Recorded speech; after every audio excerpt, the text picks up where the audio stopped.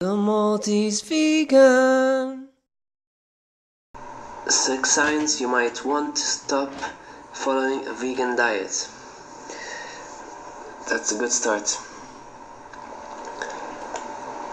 Plenty of people who swear off meat and dairy decide to introduce them into their eating plans.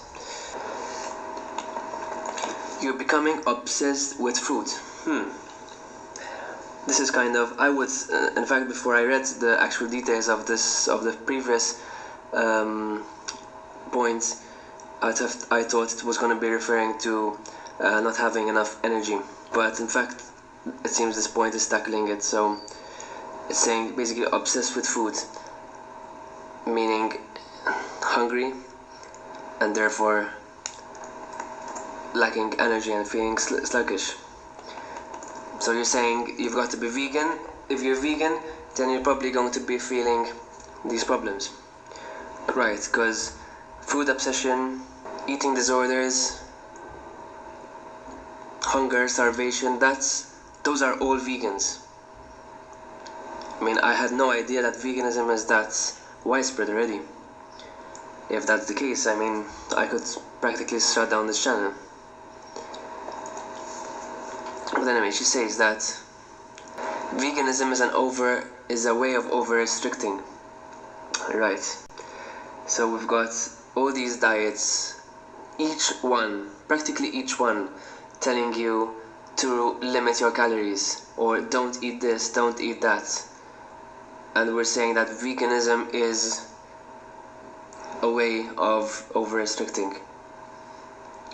I mean, I don't know what veganism these people have been practicing, but if at all, because that's another thing, I doubt this author has even practiced any veganism. The best thing about being vegan, in fact, at least in my case, a high carb, low fat vegan, is eating as much as I want, basically until I'm gonna spew. So, yeah, obsessed with food. Why not? I mean, it's like saying I'm obsessed with breathing. I should hope so.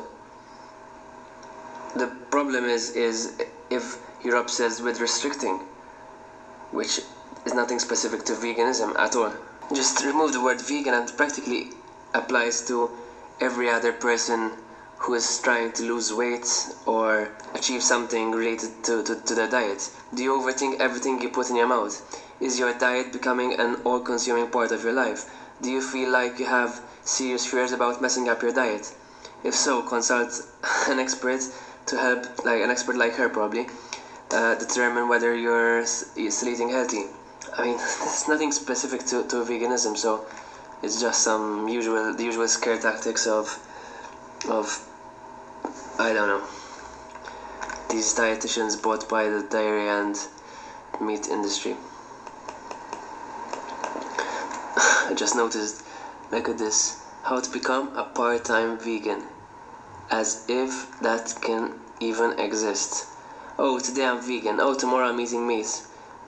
So you're not vegan in the first place. Your glow is gone, so I'm gonna stop being vegan. Stop caring about animals. Stop caring about the environment. Stop caring about other people. Stop caring about my health. Because I've lost my glow.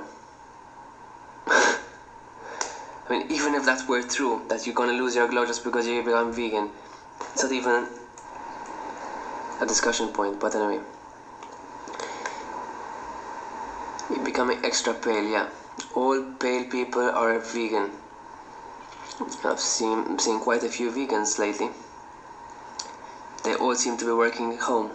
No wonder they've got no tan, they're pale. Right, very intelligent. So you don't have enough nutrients, then you're probably not looking well. Right. And so, does that mean that's because you're vegan? It just means that you're not taking enough nutrients. So, the solution would be get your nutrients. And here's the usual. Do you get enough protein? You're lacking protein. No words in the scientific dictionary describing someone with protein deficiency. The only words there are referring to carb deficiency or starvation. So it's basically not eating at all, not lacking protein. It's impossible to lack protein if you're eating. And how does protein have anything to do with your glow? When you're vegan, you've got to be more vigilant about your protein. I should say when you're not eating. Alright, enzymes. I'm gonna have to make another video just about protein. Animal proteins are packed with all the essential amino acids. Yes, so I don't want to just eat flesh and that's it, and I've got my protein. I love variety. So I eat a couple of or three different veg meals, and I've got all my amino acids, and they're essential. So these are just half-truths and misinformation. Just because they're essential doesn't mean that you have to get them all the time, constantly, every second or every day from the food you eat. If today you're lacking in one, then your body's going to use what it already has stored.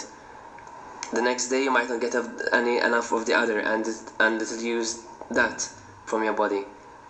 So that's normal. In fact, it's actually preferential to recycle protein rather than keep adding on. I watched a very good video which actually explains this and shows that additional protein is needed to grow. So once we're past our teens, why do we need to keep growing? The only thing that will grow, in fact, is cancer.